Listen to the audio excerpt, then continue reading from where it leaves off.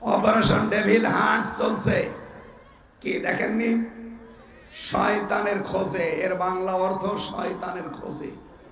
খোঁজ করুক, এদেশে কোনো শয়তান যেন বাইরে না থাকে। দেশকে যারা অস্থিতিশীল করার চেষ্টা করবে তারাইকে চার দেওয়ালের মাঝে নিয়ে যান। আর আর্মি এমন পিটানো পিটাচ্ছে, কিছু মানুষকে পেছনে বাদরের মতো লাল হয়ে যাচ্ছে।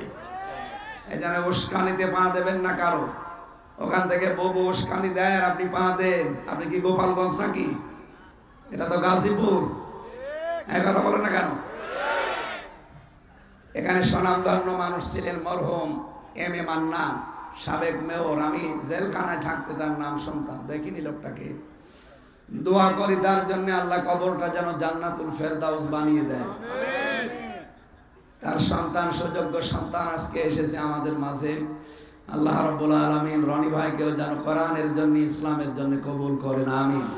মানুষকে নিরাপত্তা দিতে পারে র্যাব, পুলিশে, আর্মিতে। কে বলেন তো?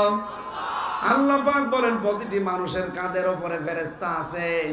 একে চলাফেরা করানোর জন্য আমি আল্লাহর গাইডলাইন আছে। এই ফেরেশতারা যদি আপনার পেছনে দায়িত্ব পালন না করে, আপনি এক পা হাঁটতেও পারবেন না।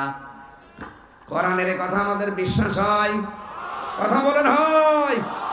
যেহেতু সব দায়িত্ব আল্লাহর, উনি বীর্য থেকে পর্যন্ত আল্লাহ আমারে বানিয়েছে, সুতরাং নিরাপত্তা একক সত্তা উনি দিতে পারেন।